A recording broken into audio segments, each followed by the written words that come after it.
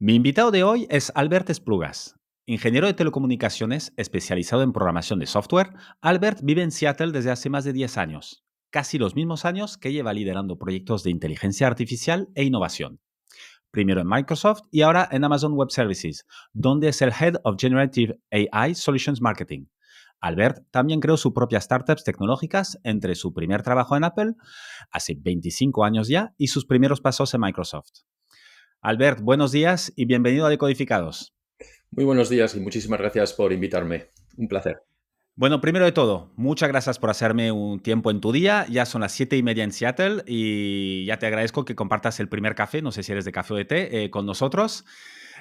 Hoy quisiera hablar contigo, voy a plantear unos cuantos temas, a ver qué nos da el tiempo para esto. Obviamente, inteligencia artificial y inteligencia artificial generativa, tu trayectoria desde Barcelona a Seattle, pasar de Microsoft a Amazon, Ujú. innovar en gigantes de Internet y en startups y emprendeduría en general. Entonces, no sé, pues yo creo que todo esto se van a ir mezclando, pues iremos adelante, atrás y a ver dónde nos lleva esta aventurita de esta charla, ¿no? ¿Te parece, ya que esto es un tema que tú llevas desde el 2018, si no me equivoco, a Ujú. full con inteligencia artificial? Correcto, sí, desde el 2018. Ayúdanos, para los que no estén, pues, no sé, que hayan estado en una isla, aislados durante el último año 2023, ¿qué es la inteligencia artificial? Yo me gusta mucho definirla comparándola con lo que era anterior a la inteligencia artificial. Es decir, antes de la inteligencia artificial, cuando alguien quería hacer un programa con un ordenador, le tenía que decir exactamente qué es lo que tenía que hacer. Y decía, en el caso de que pase esto, debes hacer aquello. Tienes que coger estos datos y agregarlos, sumarlos, dividirlos, compararlos y muchas más operaciones mucho más complejas. Pero había un humano que le decía al programa, igual que cuando hago una receta de cocina, y voy diciendo paso a paso qué es lo que hay que hacer. Eso era la programación tradicional. Con inteligencia artificial le damos la vuelta y en lugar de tener que programar lo que hay que hacer, le damos los datos de origen y los datos de salida y el sistema es capaz de entender qué transformación hay que hacer para que de la entrada obtengas esa salida. Y una vez lo has hecho, eres capaz de hacerlo con otra información. Nadie ha hecho el programa. Simplemente le he dicho, si tú tuvieras esto de entrada, esto es lo que espero que me des de salida. Y el sistema automáticamente verá en los datos cuáles son las relaciones, los patrones, las transformaciones y será capaz de crear lo que llamamos un modelo. Eso es un modelo de inteligencia artificial. No lo ha escrito nadie, no es determinístico porque nadie ha dicho exactamente lo que pasaría, pero es con un grado de acierto muy elevado. Ese es otro punto importante. Cuanto mejor es la calidad de los datos, cuanto más datos tienes, mayor es el grado de acierto. Nunca es de un 100%, pero puede llegar al 99% y asumimos que eso es suficiente porque también cuando hacíamos un programa, también los programas tenían errores. Es lo que te Esa iba es a la decir, el inteligencia. humano también se equivoca y También casi se más equivoca. Y seguramente. casi más. Por lo tanto, ya acertábamos que un 99%, un 98, un 95 era suficiente y de repente vemos la capacidad de crear programas sin que nadie los programe a base de absorber datos y intentar buscar esos patrones. Esto es la inteligencia artificial tradicional, el machine learning que se llama, y es el que durante mucho tiempo ha sido el que ha estado pues, dominando toda la transformación en inteligencia artificial. Y luego, si acaso hablamos de inteligencia generativa, que es algo distinto. Claro, porque hay, ¿qué diferentes tipos de inteligencia artificial tenemos? ¿Tenemos solo estos dos o hay más subtipos? ¿O cómo los categorizarías tú? Yo diría que inteligencia artificial es una y única, es decir, es la definición de todo aquel sistema informático que emula la inteligencia humana y que es capaz de hacer tareas como hacemos los humanos. Eso es la inteligencia artificial. Y bajo inteligencia artificial hay distintas aproximaciones tecnológicas. El machine learning es uno de ellos y dentro del machine learning, que hoy en día prácticamente es el 90% de la inteligencia artificial es machine learning, pero bajo machine learning hay muchas categorías. Deep learning, sistemas de inferencia. Hay muchos sistemas bajo esa categoría de machine learning que ya son más detalles técnicos de cómo se implementa a través de lo que llaman redes neuronales esos sistemas informáticos. Normalmente, quien trabaja en inteligencia artificial no tiene por qué llegar a esos niveles porque las herramientas ya le proveen esos niveles de abstracción. Claro, al final realmente es la máquina. no sé bien si piensa por ti o tú, Ajá. es decir, el rol del humano aquí, del informático, porque Sí, ya lo has enfocado desde el inicio, digamos, como programadores, ¿qué ha pasado? ¿Cómo ha evolucionado esto? sí. Ha pasado de picar código a pensarlo todo, a pensar qué tiene que decir, ¿no? A pasar de picar código y decirle exactamente lo que había que hacer a ser capaz de encontrar los datos que necesita para darle a ese sistema para que aprenda y decirle cuáles son las cosas que debe terminar. Es decir, yo te doy un datos en los que hay, imaginemos una hoja de cálculo con 1 millón o 10 millones de líneas y hay 50 columnas, yo de esas 50 columnas le diré, la que yo quiero que tú preveas es esta de aquí, que es la temperatura que va a hacer en Seattle dentro de una semana. Y entonces él es capaz, o sea, es la temperatura que hizo en Seattle en el pasado en base a muchas condiciones externas. El sistema aprende y dice, a ver, todos los factores que intervienen en la temperatura, con información de satélite, con información de presiones, con información de vientos, etcétera, etcétera, y mi objetivo es determinar la temperatura. Y el sistema va aprendiendo hasta que acaba encontrando cuál es la relación entre las distintas columnas que son capaces de predecir la del tiempo. Una vez ha encontrado esa aproximación, yo le digo, muy bien, ahora te doy todos esos datos, los 49 columnas de los datos de hoy, y prevéme cuál va a ser la temperatura. Y entonces él aprovecha ese mismo modelo y es capaz de prever la temperatura que haya. Esa es un poquito la aproximación, por lo tanto, el programador lo que tiene que darles datos buenos, datos de calidad, datos que no tengan bias, que no estén descompensados y por tanto sean correctos, y decirle cuál es la variable que debe determinar o las variables que debe determinar, y luego intentar distintas aproximaciones, porque cuando entrenas el modelo hay distintas aproximaciones en cómo entrenarlo, modelos matemáticos, digamos, y muchas veces las herramientas son capaces de determinar cuál es la mejor aproximación y otras veces es mejor que el humano, digamos, vaya haciendo distintos intentos con distintas aproximaciones hasta que encuentra que el máximo nivel de acierto. Ese es el objetivo, digamos, un modelo que tenga un modelo de acierto lo más elevado posible y que pueda, con un volumen de datos, ser capaz de extraer esas conclusiones. ¿Hace falta muchos datos cuando dices volumen de datos? El ejemplo que has escogido es fantástico, aparte nos atañe a todos, a ver Sí, cuándo sí, podemos adivinar el tiempo de mañana. sí, sí. ¿Con cuántos días, cuántos datos? Claro, no es solo la temperatura de hace un día, ya lo has dicho, son muchos factores. Más o menos es un volumen ingente de datos o puede ser una cosa que no hace falta que sea tan voluminosa? De hecho, inicialmente solían ser volúmenes ingentes, porque la aproximación era, vamos a ponerle toda la información que tengamos y cuanta más información seguro que va a tener mayor el acierto.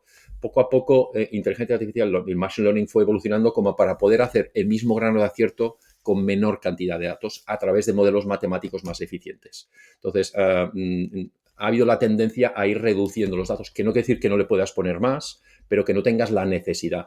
Pensemos también que grandes volúmenes de datos requieren también grandes volúmenes de capacidad de ordenar y por lo tanto hacen ese machine learning más complejo. No solo eso, sino que luego cuando se tiene que ejecutar, también se está intentando que no haga falta tener sistemas informáticos tan potentes, es decir, que pueda ejecutar ese modelo no en un superordenador, sino que lo pueda ejecutar en mi móvil y que por lo tanto en mi móvil pueda tener la ejecución de modelos de machine learning sin necesidad de grandes estructuras de informáticas.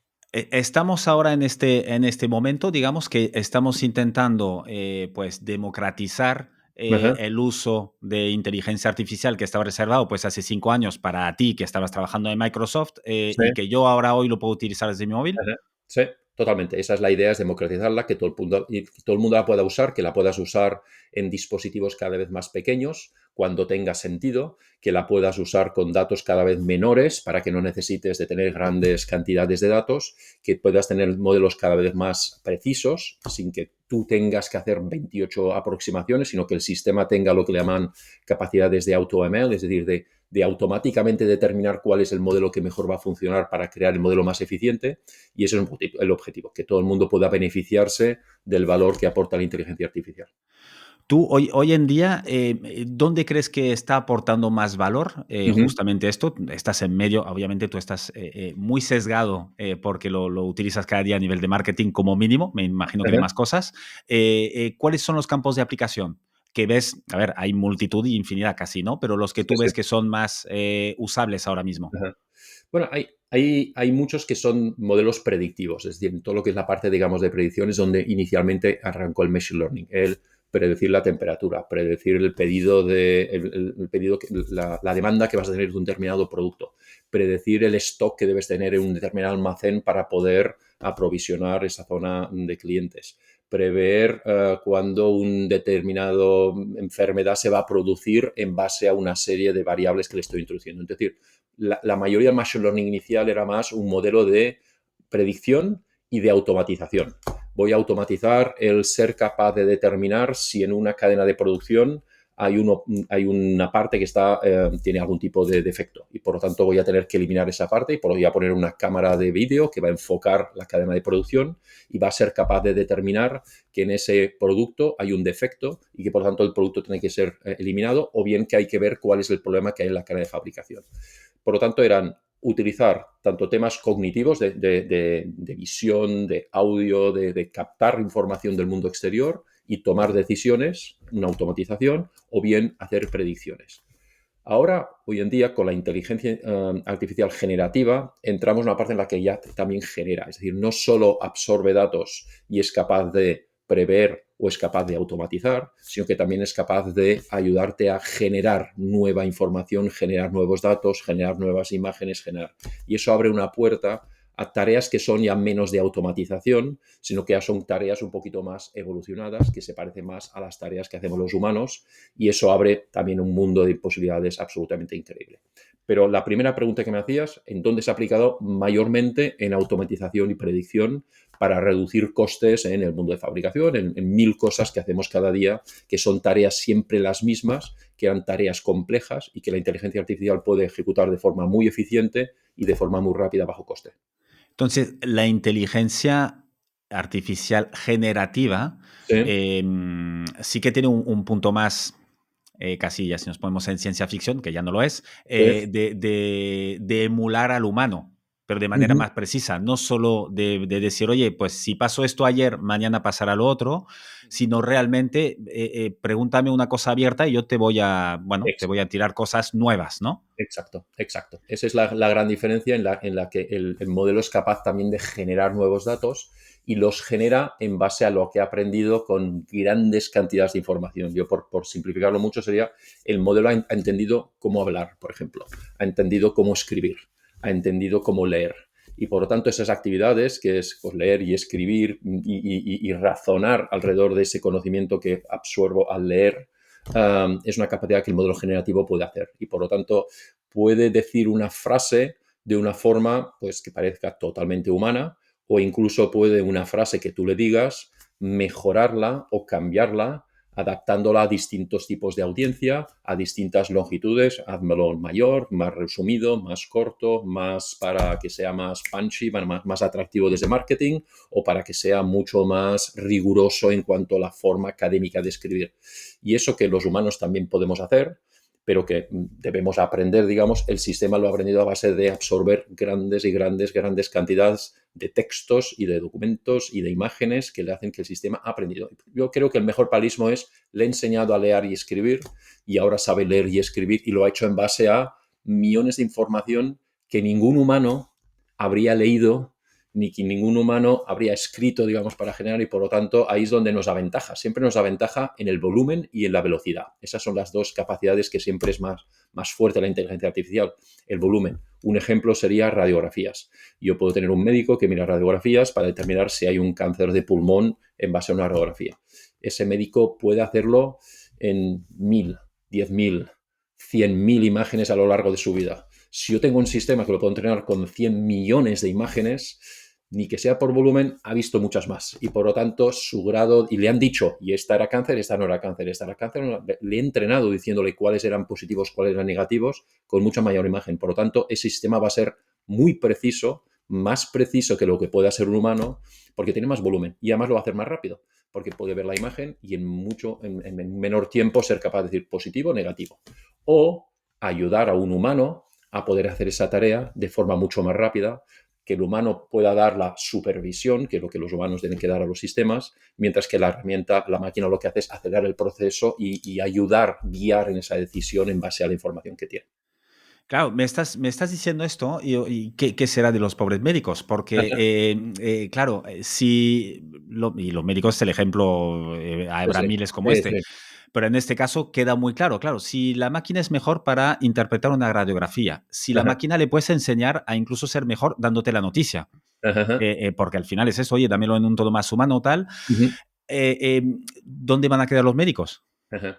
Yo pienso que quedan en todas partes. Primero porque la inteligencia artificial es muy buena en una cosa, para lo que hemos preparado, en una cosa específica. Y le puedo enseñar muchas más cosas, pero siempre será muy bueno en cosas individuales.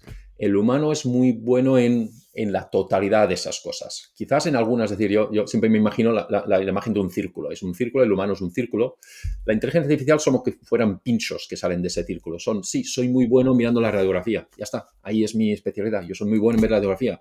No me cuentes en escuchar al paciente, en entender al paciente desde un punto de vista más holístico, en entender otras variables que intervienen para que ese paciente, sus condiciones socioeconómicas, su entorno, sus anteriores enfermedades. Es decir, el humano es muy bueno en ser bueno en todo hasta un punto, digamos, no sé, un 80% en todo, mientras que la máquina será muy buena en 150%, pero en cosas determinadas. Nunca cerrará el círculo completo. Eso es lo que se le llama la inteligencia, general intelligence, que es cuando una máquina es capaz de ser tan o más inteligente que cualquier humano. No estamos ahí, no estaremos ahí en breve, pero en cambio, en esos puntos sí. Y por lo tanto, lo que tenemos que ver es cómo trabajamos con ellas. Vamos a trabajar con máquinas y ese es nuestro futuro, digamos, colaborar con ellas y por lo tanto que ese médico, con la ayuda de esa máquina, sea capaz de centrarse en las cosas donde más valor va a aportar, que seguramente no es determinar si en una radiografía hay un cáncer o no, esto es un elemento que la máquina puede hacer,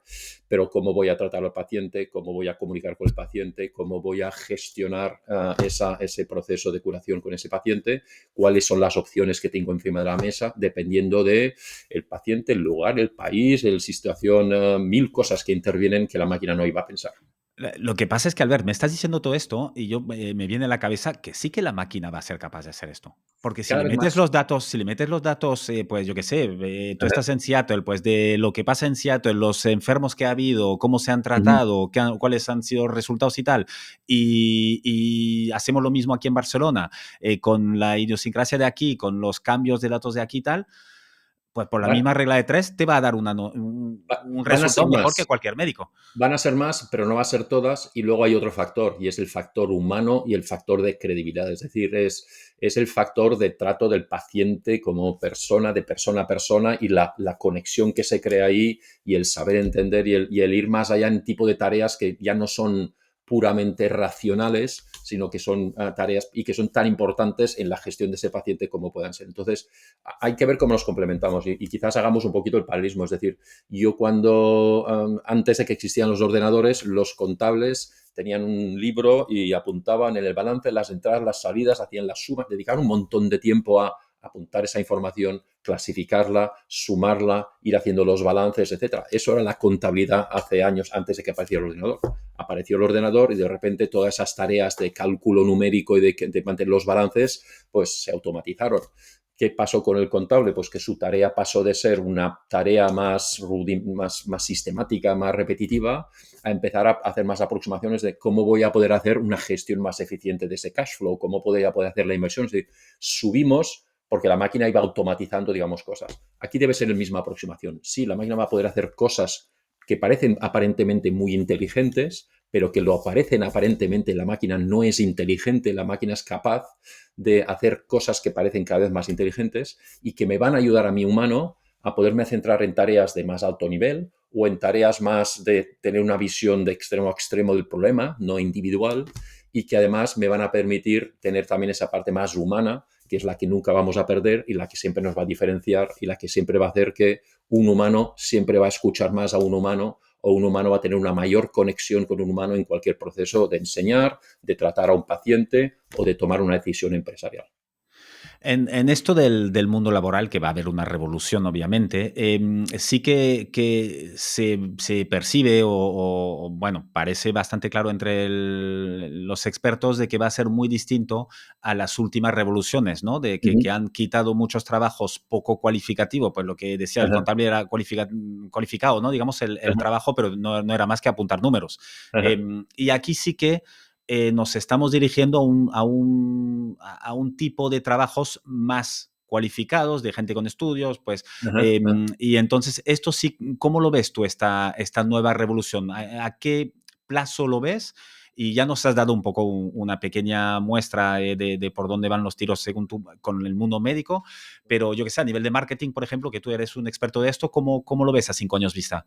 Yo pienso que la mejor forma de entenderlo es la que estaba comentando previamente, es lo que supuso la entrada del ordenador en el mercado laboral en los años 1980, digamos, cuando apareció el primer PC y de repente las empresas lo adoptaron. Todos al principio, los que estaban en ese momento en el mercado laboral, dijeron, ¿esto qué es? Esta máquina que me han puesto aquí al lado y ahora tengo que aprender a ver cómo funciona, etcétera, etcétera. Pero llegó un momento en que se dieron cuenta que o empezaban a entender cómo utilizar esa máquina para redactar documentos, hacer presentaciones, hacer cálculos y hacer tal, o simplemente su productividad y su capacidad pues estaría muy inferior al del resto de personas y se quedarían fuera. Aquí va a pasar exactamente lo mismo y yo pienso que es un país muy bueno. Estamos dando al humano un nuevo ordenador, llamémosle de esa forma, como el PC que tuvimos hace un montón de años, que ahora es hiper capaz de hacer muchas más cosas y que vamos a tener sí o sí que aprender a trabajar con él. Es mi compañero de trabajo y voy a tener múltiples de esos compañeros de trabajo ayudándome y yo lo que voy a hacer es intentar buscar esas tareas que seguramente son más intrínsecamente humanas, las que además normalmente me suelen producir más satisfacción porque son más humanas, y aprender a trabajar con él. Voy a ser un 30% más productivo con la ayuda de esa tecnología y por lo tanto todas las empresas, todas, van a tener que adoptarlo sí o sí, porque si no lo adoptan simplemente se van a quedar un 30% menos productivas que las otras y van a estar fuera del mercado. Eso pasó también con la informática. Las empresas que no adoptaron la informática tradicional, la de los años 80, pues simplemente desaparecieron porque no eran competitivas, porque los otros eran capaces de hacer las cosas más rápidas, más precisas y más eficientes. ¿Es una transformación? Sí, va a ser una transformación de todo el mercado laboral porque afecta, como comentabas tú, a todo tipo, pero ese el ordenador también entró en el mundo del abogado, en el mundo del médico y en el mundo del profesor. Es decir, no eran pura automatización de robots en la cadena de fabricación, era también una parte más de la capacidad, digamos, humana. Esto es lo mismo, pero es una supercalculadora que es capaz de hacer muchas más cosas y que además vamos a intentar vamos a tener que aprender a trabajar con esa tecnología y eso va a superar una serie de retos. Es decir, igual mi cliente, si yo soy un comercial, algunos de mis clientes van a ser asistentes electrónicos que gestionan los pedidos de una empresa. Y yo voy a tener que aprender a venderle a humanos y a venderle a estos sistemas que hacen sistemas de compra para otros. Y eso va a producirse mucho. Es decir, el hecho de que va a haber la colaboración y el concepto, no le quiero llamar robot porque no son robots, pero de esos entes inteligentes, digamos, que están participando dentro de las empresas y que en una empresa pues van a ser clave para que la gente sea más productiva. Y ese va a ser el impacto que va a tener a muy corto plazo, además. Tú en el día a día, ¿qué usáis vosotros a Uh -huh. nivel de herramientas de IA generativa? Uh -huh. Bueno, todas las empresas utilizan, tanto a nivel de la que hablaba de la tradicional, temas de forecasting, todo temas del forecasting de ventas o forecasting Amazon, una estructura logística increíble para distribución, pues todos esos modelos de previsión de dónde tienen que estar cada uno de los distintos objetos para que cuando tú en Amazon compras ese producto lo tengas al cabo de menos de 24 horas, eso requiere una logística y una previsión muy fuerte, todo eso machine learning. Todos los sitios donde se almacenan todos los productos, ahí hay un montón de robots que van gestionando todo el packaging. Eso también, evidentemente, es machine learning. Cuando uno está en la parte de se van las tiendas estas, que hay bastantes que puedes comprar sin pasar por el cajero, sino que coges los objetos, te los llevas y adiós, pues eso también es. Pero luego también en nuestro día a día empezamos a utilizar esas herramientas más generativas para decir, bueno, tengo este mensaje de marketing de este producto, pues cómo puedo adaptar este mensaje para distintas audiencias, para distintos mercados, para distintas industrias, y lo puedes pasar por un modelo generativo y te va a proponer múltiples ideas de cómo podías presentar ese mensaje para esos mercados y tú como humano vas a seleccionar la que tú prefieras pero te vas a ahorrar el proceso de tener que pensar en todas las combinaciones. O si tienes que hacer un social post de un nuevo producto que hemos lanzado y que tienes la página web que describe el producto, le puedes decir al modelo generativo, quiero que me generes un social post de este producto que está en esta página. Y ese modelo irá a la página, leerá el contenido y sintetizará en una frase de 2 o 3 líneas y en función del tono que le diga, esto es para un consumidor A o para un consumidor B, va a generar un mensaje que yo como humano lo voy a leer y seguramente voy a retocar un par de cosas porque pienso que lo haría distinto, pero que me va a ahorrar mucho trabajo de tener que pensar en todas las combinaciones. Hazme este mensaje adaptado a Twitter, Facebook, LinkedIn, etcétera. Te lo va a adaptar entendiendo las diferencias entre cada una de esas redes sociales. Adáptamelo para una población de menos de 20 años, de menos de 40 o de mayores de 40 y me lo va a adaptar en función. Me está ahorrando un montón de trabajo que no es que no sea capaz yo de hacer, lo puedo hacer, pero él lo va a hacer mucho más rápido y yo simplemente voy a tener que tomar la decisión del que más me gusta y hacer el pequeño ajuste final que el humano, ese toque final que el humano va a querer dar. Entonces, esas son áreas en las que ya lo estamos usando, generar imágenes, generar textos, como hablaba previamente, y luego toda la parte más tradicional de automatización y predicción. Y esto, él va aprendiendo, si tú cada vez le vas enseñando, oye, de los 10 que me has dado, este es el que más me gusta, Uh -huh. va iterando y me imagino que llegará un momento que ya casi no hará falta que le retoques nada.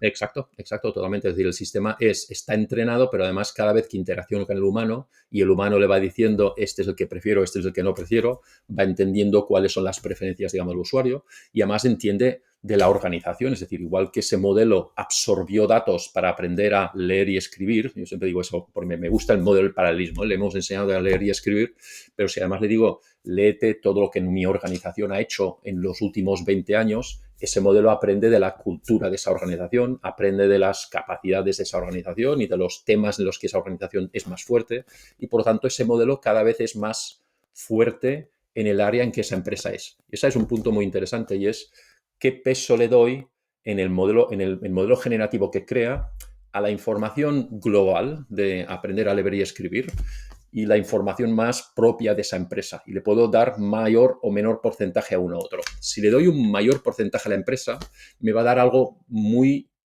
parecido a lo que me daría cualquier trabajador de esa empresa. Si le doy peso al externo, me va a salir con ideas un poquito más random, ideas un poquito más creativas.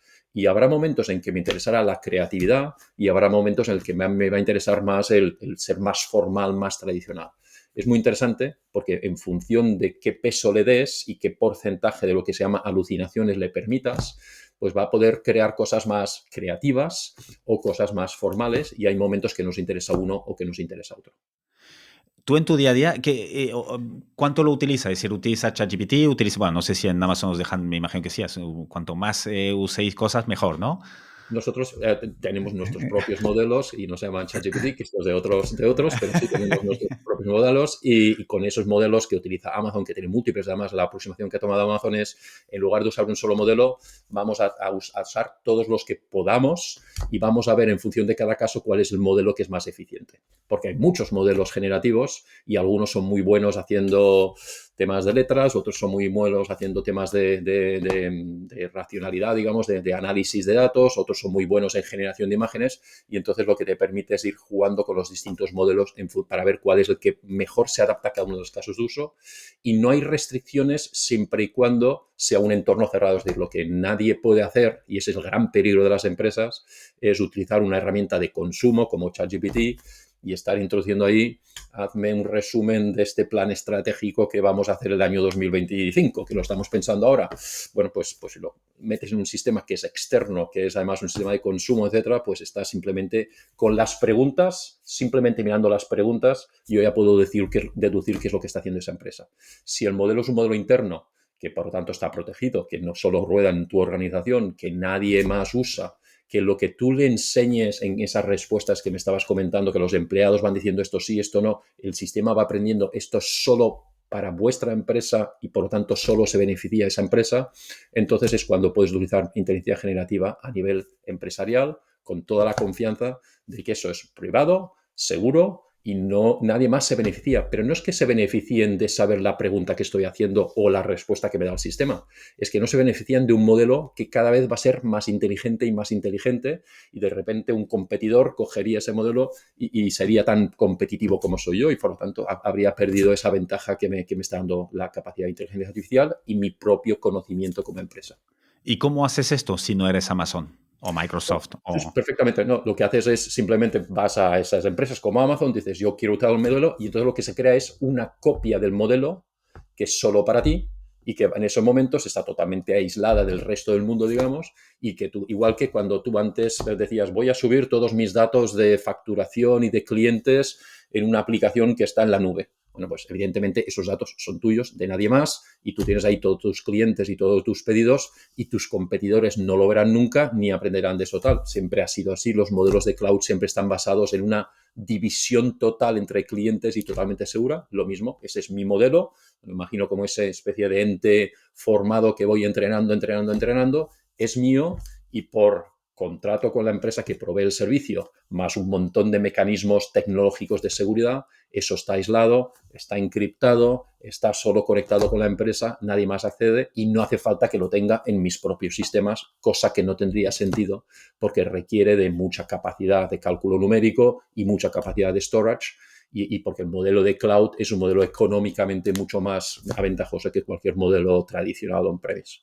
Es decir, si yo quiero hacer esto en, pues, mi empresa, que somos 30 personas, y quiero utilizar por lo que comentabas antes, ¿no? Para marketing, vamos a crear Sí, sí, sí. cosas o tal, pero necesito muchos conocimientos de programación, tal, necesito que alguien me lo haga No, o es relativamente fácil esto es relativamente conectarme a fácil. Amazon.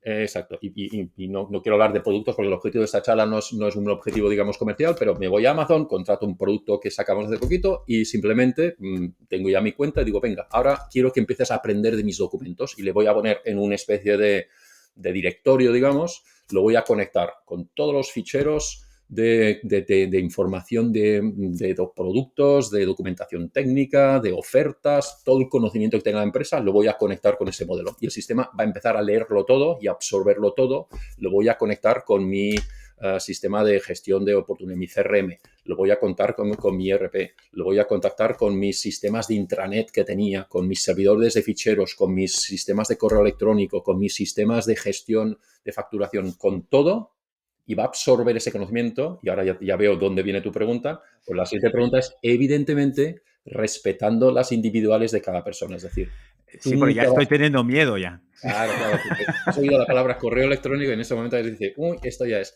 No, si eso respeta los mismos sistemas, es decir, cuando tú accedes a tu correo electrónico, ya sabes que tu compañero de trabajo no está accediendo a tu correo electrónico. ¿Por qué? Porque tú tienes un usuario, tú tienes un acceso, tienes un password, tienes una prioridad y por tanto tú accedes a tu información y accedes a la información corporativa en función de quién eres y qué privilegios tienes de acceso. Lo que hay que hacer con los modelos generativos es que la respuesta que el sistema te va a dar será la que tus derechos de acceso te permiten saber. Y ejemplo muy simple es, si yo le pregunto cuál es el sueldo del director general, pues evidentemente la respuesta es no puedo darte esta respuesta. ¿Por qué? Porque yo no tengo acceso a esa información. Pero si el director general pregunta cuál es mi sueldo, le voy a dar la información porque él sí tiene. Pues lo mismo aplicado absolutamente a todos. Si yo le digo... búscame en qué momento puedo hacer una reunión entre estas personas y por favor hazme un resumen de la última reunión que tuvimos y lo mandas a los distintos asistentes, él tiene que saber cuál es la reunión, quién eran los asistentes, cuál fue el audio de la reunión que decidimos que grabaríamos y por tanto tenemos el audio, hará una transcripción de ese audio, hará un resumen de la reunión, lo mandará a todos los distintos participantes de esa reunión y luego me programará una reunión mirando los calendarios de todo el mundo y mandando peticiones por si la aceptan o no la aceptan. Ese proceso, que lo podría hacer un humano, pero le iba a dedicar un cuánto tiempo, lo puedo hacer ahora de forma inmediata. ¿Qué me permite eso? Dedicarme a otras tareas que son las que yo pienso que aporto más valor, mientras que el sistema de gestión de esa especie de asistente personal que tal, se está encargando él y está haciendo todas esas tareas y esas tareas hoy en día ya son más que posibles. Es que es alucinante, Es alucinante. directamente. Realmente es de esas cosas que incluso los que vamos con tecnología y con tecnología toda mi vida, dices, wow. wow la capacidad, es decir, que yo pueda coger el audio de una reunión, lo mando a un sistema, automáticamente es una transcripción, me hace un resumen y me dice, esto es la opinión de esta persona, esta es la otra persona, estas son las decisiones que se tomaron y estas son las tareas que tienen. ¿Quieres que genere convocatoria de reunión para continuar este proceso, estas decisiones que dijimos que haríamos, porque he entendido el audio y sé que dijimos en la reunión, Pepito va a encargarse de hacer esto y dentro de 3 días vamos a tomar, y el sistema lo entiende, lo coge, lo manda. O bien el ser capaz de generar textos que cuando los ves dices, wow, está muy bien escrito, me gusta cómo está presentado, voy a revisarlo. Es decir, el humano siempre tener la capacidad de mirarlo y de tomar la decisión. Es como si yo tuviera un montón de asistentes que les dijera, proponerme el guión de una película. Y de repente tengo encima de la mesa 25 guiones de película. Bueno, yo voy a decidir cuál es el que quiero escoger. Pero me habré ahorrado un montón de tiempo por no tener que pedirle a 25 personas o yo mismo escribir 25 guiones, que iba a tardar un montón. Y en cambio el sistema ha tardado nada, ha generado 25 guiones con distintas variaciones de la historia. Ese es uno de los factores que también va a acelerar la innovación, porque la generativa va a ser capaz de crear ideas de cosas innovadoras, pero muy rápido y a un coste muy bajo. Y por lo tanto, de repente, si una empresa iba a poner encima de la mesa 5 ideas y a tomar la mejor, ahora puede poner 100 ideas y seleccionar la mejor, con el mismo tiempo, con menos tiempo y con menor coste. Por lo tanto, también acelerar la innovación por la capacidad de generación de ideas variadas, a bajo coste, y que luego el humano decida cuál es la que quiere o piensa que tiene que implementar. ¿Qué peligro le ves a todo este mundo maravilloso? Sí, Porque hay hay también peligros. la otra cara de la moneda. Bueno, primero hay uno y es, siempre dicen, bueno, me va a quitar la inteligencia artificial mi trabajo y me gusta, hay un profesor de una universidad de Nueva York que se llama Scott Galloway, que dice, lo que te va a quitar el trabajo es una persona que va a aprender cómo utilizar la inteligencia artificial, no va a ser la El, inteligencia artificial, como el Prof. siempre. G. Sí, sí. Exacto. ¿El ordenador me va a quitar el trabajo? Hace 30 años, no, el ordenador no me quitará el trabajo, pero una persona que sepa cómo usar la hoja de cálculo, el procesador de textos, la base de datos, te va a quitar el trabajo porque va a ser más productivo. Eso es exactamente lo mismo, por lo tanto, no lo veamos como un enemigo, sino como un aliado, pero es un enemigo, es un aliado que requiere de entenderlo y de trabajar y de aprenderlo. Por tanto, en la parte de educación hay que enseñarle a todo el mundo, igual que enseñaron en su día a utilizar el ordenador, hay que enseñar a todo el mundo a utilizar esos modelos, porque no son los modelos en función de la pregunta que hagas, vas a obtener una respuesta u otra respuesta. Hay que saber cómo preguntar las preguntas. No basta con decir cada uno pregunta como quiere y le voy a dar los datos que quiero y le voy a... Hay un proceso que se llama prompt engineering, que es cómo le hago la pregunta y eso también afecta. Por lo tanto, hay una parte educativa de cómo usar esos modelos y hay una parte educativa de cómo gestionar una empresa en la que hay modelos asistentes colaborando con humanos y que esa es mi fuerza laboral, es una combinación de personas y de asistentes que trabajan conjuntamente. El Y tú riesgo dirías es... que tenemos, perdón que te Bueno, corte, pero es que adelante. es un tema ahí, tú dirías que cada uno, ya no solo a nivel personal, ¿no? Pero pues yo gestiono una empresa, es mi responsabilidad y deber de liderar la empresa, de hacer que todos los que estamos dentro estemos dedicando un tiempo a aprender inteligencia Absolutamente, artificial, las herramientas. absolutamente, además es existencial. Es decir, Gartner le llama esto lo que llaman el everyday AI. Es decir, esta va a ser, vamos a darlo por sentado. Es decir, o adoptas esas tecnologías en tu día a día y consigues ese 30% de incremento de productividad, que es mucho, porque un 30% es mucho, o imagínate cómo tú vas a competir con otra empresa que es un 30% más productiva que ti. Estás fuera de mercado en menos de 6 meses. Por lo tanto, todas las empresas sí o sí tienen que adoptar estas tecnologías, tienen que enseñar a sus trabajadores a trabajar con esas tecnologías. Los trabajadores lo van a necesitar tanto en esa empresa como en la empresa en la que se vayan pasado mañana, por lo tanto también va a ser en su punto de vista de carrera un elemento totalmente imprescindible y si no, pues simplemente van a estar fuera de mercado y luego van a tener también que pensar cuáles son las cosas que los siguen haciendo únicos. Lo que los hace únicos son dos cosas. Sus datos los hace únicos y esos modelos van a entrenarse con esos datos y por lo tanto van a hacer que sean un 30% más productivos, pero con el conocimiento único de esa empresa. Y por lo tanto, si yo era muy bueno porque tenía la mejor inteligencia de mercado sobre un sector determinado, voy a seguir siendo muy bueno porque esa inteligencia la va a adoptar ese modelo, pero además un 30% más productivo. Por lo tanto, hay esos dos factores, el incremento natural más la absorción del conocimiento de esa empresa. Y segundo, si no lo hago, simplemente me voy a encontrar que los otros van a ser más rápidos, que los otros van a poder potenciar más el conocimiento que tenían de su empresa y yo me voy a mantener en lo más tradicional de personas intentando hacerlo lo mejor que puedan, compitiendo con personas que colaboran con agentes inteligentes que son evidentemente mucho más rápidos. Y más peligros. Yo hay uno, obviamente, que es a nivel ético, ¿no? Más allá de que siempre, y mira que me gusta la Sí, tecnología sí, y estoy metido y sí, tal, sí. soy reluctante a dejar mis datos Ajá, ajá. a un tercero, porque al final dices, oye, está todo cerrado, tal. Sí, sí. Ah, sí, pero me cuesta, pero Ajá, ok. ajá, ajá, Y luego hay un tema ético, ¿no? De cómo se puede utilizar, hasta qué punto, hasta qué punto puedes confiar de lo que recibes de esto. ajá. ¿Cómo lo planteas tú esto? Yo primero pienso es la parte ética, digamos, para ahí está el control humano sobre el sistema. Es decir, esto es algo que está aquí para ayudarnos, no para sustituirnos, no para quitarnos. Y somos nosotros que lo vamos a adoptar esa tecnología la que debemos determinar exactamente cómo la adoptamos. Es decir, sería un gran error para la humanidad crear un sistema pensando para sustituir a la humanidad. Es decir, seríamos esa especie que se extingue por sí misma por lo tonta que ha sido. Bueno, No, ya sé que tampoco estamos tan lejos. no estamos tan lejos, No, pero no, vaya, no confiaría demasiado en nuestra la, inteligencia natural de pensar en las generaciones futuras. totalmente, pero deberíamos hacer ese esfuerzo, precisamente porque ahora Totalmente. vamos a tener más tiempo, porque vamos a tener máquinas que van a hacer ese 30% de tal. Ahora ese tiempo dediquémoslo a qué queremos ser como sociedad, dónde queremos ir y cómo nos queremos beneficiar de esta maravillosa tecnología.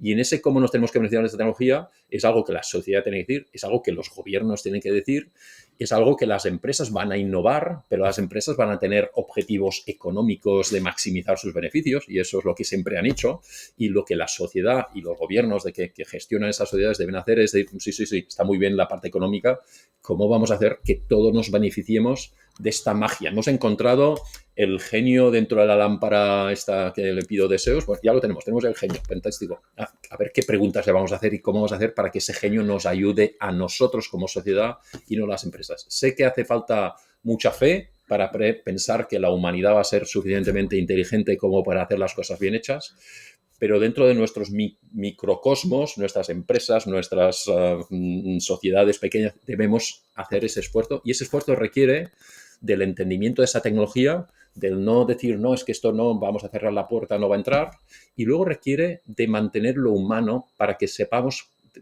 capaces de tener criterio. Eso es muy importante también.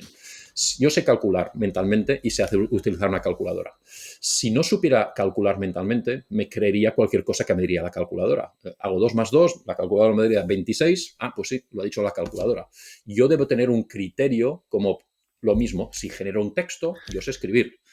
Me genero un texto y veo que lo que me está escribiendo la máquina no tiene ningún sentido o es ofensivo o está en una dirección que a mí no me gusta, yo debo tener el criterio. Por lo tanto, debemos enseñar a utilizar la tecnología, pero hay que mantener el saber escribir, el saber leer, el saber calcular para poder tener un criterio por encima de esas máquinas. Si no, llegará un momento que vamos a tener que hacer acto de fe, creernos lo que nos dicen y simplemente hacer lo que nos digan y a partir de ahí pues hemos entrado en un camino muy erróneo. No, no, totalmente. Ya da para varias películas. Sí, sí. Lo que comentas ahora justamente está empezando a estar, pues ya con las nuevas generaciones, o pues yo veo cómo escriben mis hijas de 12 años, y yo creo que escribía mejor. Pero Ajá, claro, también ellas hacen muchas otras cosas muchas mejores que lo que hacía yo, ¿no? Entonces es un poco esto. Ahora bien, lo que decías tú de necesito saber calcular para luego poder sí, verificar. ajá, También el cerebro ajá. funciona de una manera que los americanos lo tienen una manera muy fácil de decirlo, que es use it or lose it. Ujú, ujú, Entonces, si ajá. tú no calculas nunca, pues ya Exacto, llegará un momento que no vas a saber calcular, no hay mucho más. tu cerebro se atrofia y no tendrás esa capacidad. Y Exacto. ya nos pasa con el Google Maps o el Maps que estés Ajá, utilizando. ¿Dónde voy? Pues no sé, porque no me lo ha dicho el aparato, no tengo batería. Ya está, ya estoy perdido. Esto es un camino que bueno, por lo facilones que somos, por lo ajá, lazy que es ajá, el ser humano en ajá. general, es el camino directo que solemos coger. Sí, sí, sí, sí. Por lo tanto, la educación deberá determinar cuáles son esas cosas básicas que son esencia básica de la persona humana en cuanto a cómo queremos ser como humanos, que son cosas que hay que, por ejemplo, sería ridículo que no enseñáramos a escribir. y a saber estructurar lo que queremos decir y ponerlo. Podemos hacerlo que quizás, oye, no soy Shakespeare y por lo tanto no hago poesía, pero como mínimo transmito mis ideas. Y luego igual mis ideas, una vez escritas, las voy a pasar por un modelo generativo y me lo va a poner en plan Shakespeare. Y voy a decir, mira qué bonito ha quedado, pero mi idea era lo importante. Me enseñaron a pensar y me enseñaron a escribir esas ideas. Yo evidentemente voy a tener que saber leer. Si no sé leer, difícilmente voy a tener que trabajar con nadie más. Pero voy a tener que ser capaz de hacer pensar racionalmente, de estructurar, de crear modelos mentales. Es decir, va a haber que pensar cuáles son esas cosas básicas que los humanos tienen que saber para seguir siendo inteligentes como humanos y para seguir pudiendo tener el criterio de controlar a esos pequeños agentes inteligentes que van a hacer tareas individuales y tareas muy específicas y que juntos podamos trabajar mejor. Lo veo como lo que comentabas antes. Quizás tu hija, pues quizás no escriba como Shakespeare, porque en el mundo actual, pues me mando un mensaje, escribo 4 cosas y ya está, pero si necesita generar un texto que es Shakespeare, va a poder pasar ese mensaje por el módulo y generar el Shakespeare. Y cuando alguien que quiera leer documentos tipo Shakespeare crea, va a entender perfectamente lo que esa persona quería decir expresada en el lenguaje que quería, que es ese lenguaje tipo Shakespeare. Y en cambio, ese mismo mensaje lo voy a poder transformar en una cosa muy simple o en una historia para niños. Oye, este mensaje ahora lo quiero contar para un niño. Créeme una historia para niños que deje este mismo mensaje y lo voy a hacer. Entonces, es saber cuáles son las partes que queremos seguir enseñando a los humanos como conocimientos básicos y tal. Un ejemplo sería los robots que operan. Si yo tengo un robot que opera y es capaz de hacer cirugía muy avanzada y muy precisa, pero ¿y cómo aprenden? Aprenden porque miran cómo un humano está operando y van emulando lo que el humano hace y lo hace más rápido, más preciso. Si el humano deja de aprender a operar, llegará un momento que ¿quién va a entrenar la máquina? Es decir, la máquina va a saber operar muy bien, o un día la máquina se va a estropear y no va a haber quien le pueda enseñar a volver a operar. Es decir, hay que mantener esos conocimientos que consideramos humanos básicos que todo el mundo tiene que tener como para poder tener el criterio y como para poder tener la independencia de esos modelos que queramos tener para no ser simplemente pasemos nosotros a trabajar para ellos porque simplemente dejamos de pedir el control, porque éramos demasiado lazy o porque nadie tuvo en el modelo educativo el pensar cuáles son las cosas que son básicas que los humanos tienen que tener. Y luego, seamos humanos. Los humanos tenemos capacidades de empatía, de humor, de creatividad, de cosas. Las máquinas generan. Siempre decimos que no son modelos que crean, las máquinas generan. Y hay una diferencia entre crear y generar. Generar es un proceso de automatización, de generar algo, mientras que crear tiene unos elementos creativos que son intrínsecamente humanos. La dejaré porque eso da para otro podcast, cómo Para podemos filosofía, sí. hacer que la educación Sí. consiga cambiar un sistema que no ha cambiado en 100 años, Sí. que ahora lo cambiemos de arriba abajo, pero eso es Ajá. otra historia. Cuando hablas ahora justamente de la inteligencia general, ¿no? ¿Cómo le has dado el nombre? Que es, pues ya Generar, crear, generar en lugar de crear, sí, la diferencia generar entre en generar lugar y de crear. crear. Claro, ahí yo creo que es el miedo intrínseco que tenemos todos, los no Ujú. iniciados, es Ajá. pues esta peli que ahora ha salido de The Creator, ¿no? Que ya directamente hay otra especie. Hay los Ajá. humanos y hay, pues, no me acuerdo cómo lo llaman ahí en la película, ¿no? Pero que tienen apariencia humana y son superhumanos a nivel cerebral Ujú. porque piensan Ajá. más rápido, tienen más información y tal. ¿Tú crees que esto, eh, cómo te lo pregunto? Bueno, ¿tú crees que esto puede llegar a ser posible, para ser factible, para Yo ser pienso sencillo, que digamos? porque hemos visto muchas de esas películas y porque nos parece alucinante algunas cosas que estos modelos hacen, unimos las dos cosas y pensamos que estos sistemas son más inteligentes de lo que realmente son. Y eso es una trampa en la que caemos todos y que además es casi es interesante, ¿no? Pues hemos creado ya unas máquinas que son tan inteligentes y la realidad es que estamos a mucha distancia de eso. Hemos creado máquinas que en determinadas tareas son muy buenas. Y es lo que hablaba antes. Yo vuelvo a esa imagen del círculo y digo eso porque parece que lo vi en alguna presentación y me quedó muy grabado y es nosotros como humanos somos un círculo perfecto, el humano está al medio y tiene capacidades de todo lo que somos capaces de hacer, todos digamos al 80%. Oye, unos son más listos, son el 85% y unos son menos listos y son al 75%, pero todos somos fantásticos como humanos en nuestras capacidades. Y ese círculo es perfecto, no tiene ni un agujero porque es una línea continua.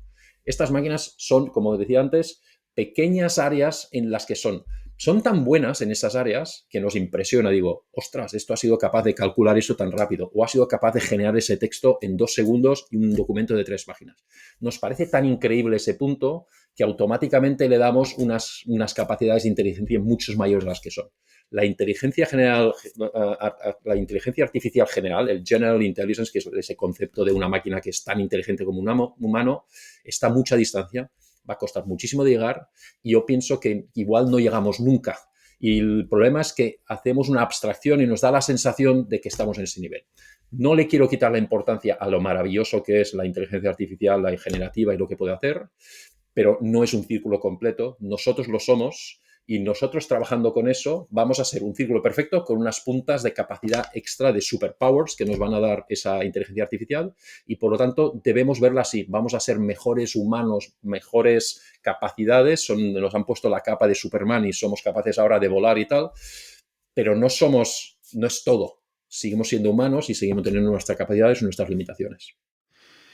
Tú, Albert, en el entorno en el que te mueves, que cambia constantemente, ¿cómo Ajá. haces para estar al día? ¿Cómo te formas? Sí. Yo intento cada día dedicar como mínimo entre media hora y una hora a leer cosas y me gustaría poder leer libros. No tengo tiempo suficiente como para leer libros y ni vacaciones suficientes para leerlos, pero en cambio leo mucho analista, muchos resúmenes, digamos, centros especializados en temas de tecnología, etcétera, en las que voy leyendo pequeñas cosas que además ese es otro de los puntos de la generativa que me puede ayudar, es hazme un resumen de esto porque no tengo tiempo, pero dame los puntos ¿Lo clave. utilizas esto? Lo utilizo mucho, la parte de resumen muchísimo. E incluso, debo admitir, incluso antes de que existiera esto, había empresas que hacían resúmenes de libros. Entonces, a mí siempre me sentía muy mal, pero decía, a ver, la diferencia entre no leerlo o leer como mínimo el resumen, seguro que con el resumen absorbo más. Y por lo tanto, ¿he leído el libro? No, no lo he leído, pero sé los puntos claves que el libro quería transmitir. No han quedado grabados en mi cerebro de la misma forma que si hubiera leído el libro. Porque al leer el libro te va acompañando y va añadiendo una serie de elementos que hacen que eso se quede más grabado en tu cerebro. Pero bueno, el conocimiento resumido lo tengo. Eso es lo que intento. Cada día, media hora, una hora, leer resúmenes de cosas, leer cosas que me permitan disfrutar de aprender cada cosa días. A mí mi gran placer es ese, es aprender cosas nuevas y si no puedo aprender algo nuevo cada día, no me puedo ir a dormir, tal como dice ese refrán. Algunos de estos artículos o tal, bueno, o fuentes de información que nos quieras compartir. Sí, yo utilizo mucho Gartner. Gartner es uno de estos analistas que en el sector empresarial, tecnología, pues tienen un montón de analistas especializados en distintos temas y es un poquito parecido a lo que decíamos antes. Tienes a 150 o 200, 250 analistas, cada uno de ellos especializados en algo, siendo capaces de resumirte la esencia de lo que debes saber en cada una de esas áreas. Eso es brutal. Es como tener, y por eso cuando tengamos esos Esto les queda poco, ¿eh? esto les queda poco, probablemente, pero no les va a quedar poco, van a ser capaces de hacer más todavía. Es decir, si eran capaces de hacer 8 documentos al año de estos profundos, pues ahora van a poder hacer 25.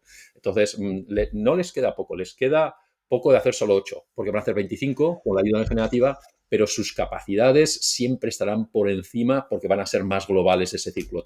Entonces, lo Encarne lo leo mucho y luego también mucho la gente del MIT tiene el MIT Technology Review, también está muy bien, cada día estoy en uno de estos newsletters que recibes y cada día son cosas, algunas cosas son más de humanas, otras más de empresa, otras más de tecnología.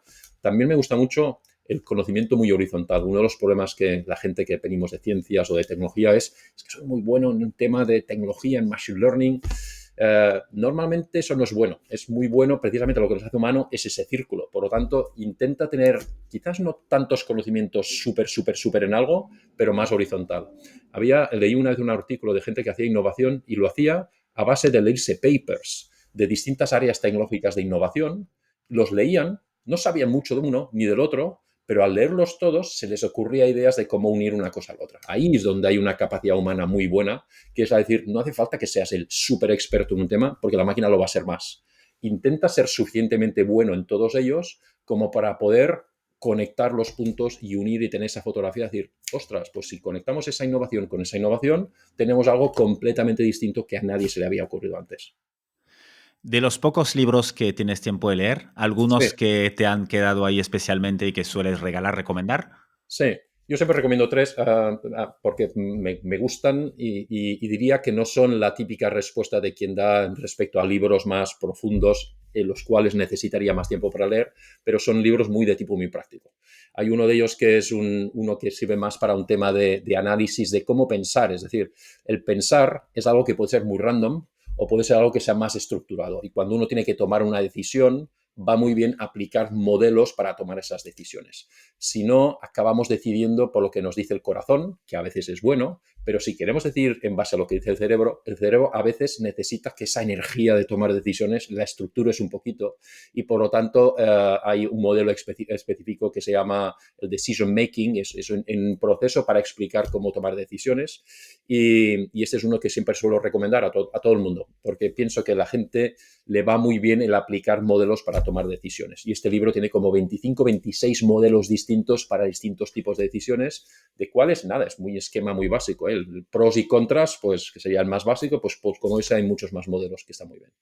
Hay uno que me gusta mucho también de Scott Galloway, que es uno que se llama The Four, que es un libro que para entender las grandes empresas de tecnología, en este caso habla de Apple, habla de Facebook, habla de Amazon, habla de Google, me parece, habla de estas grandes cuatro empresas, y hay más dentro de estos grandes Big Tech, explica las diferencias entre unas y otras de estas compañías, desde su punto de vista cultural, desde su punto de vista de valores, desde su punto de vista empresarial.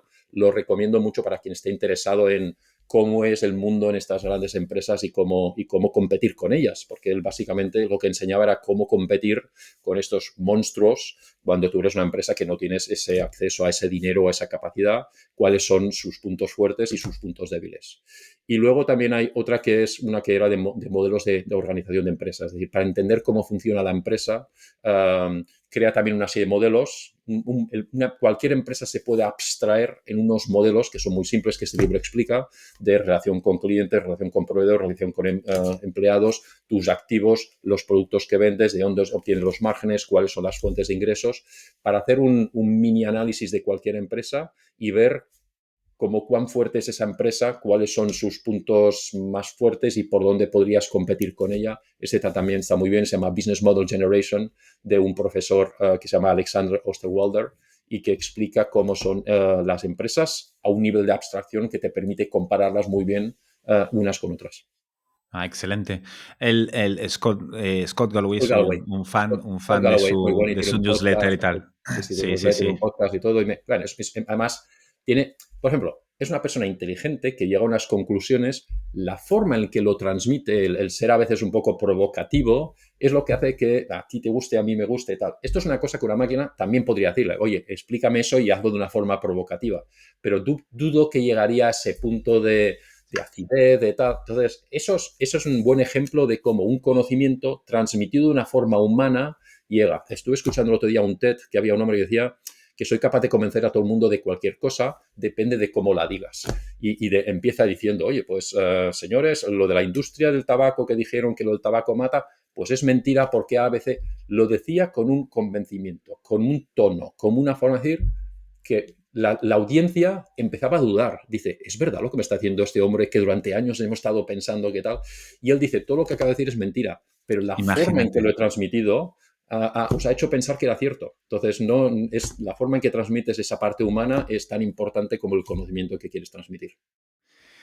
Albert, para ir cerrando, porque es tan Uh -huh, interesante lo que me has dicho que no he tocado ni la mitad de las cosas que quería uh -huh. tocar. Para ti, el éxito, ¿qué es? Tú que has tenido una trayectoria de startups de grandes empresas de Barcelona, Sí, Madrid, Seattle, que al final, ¿qué es para ti el éxito? sí.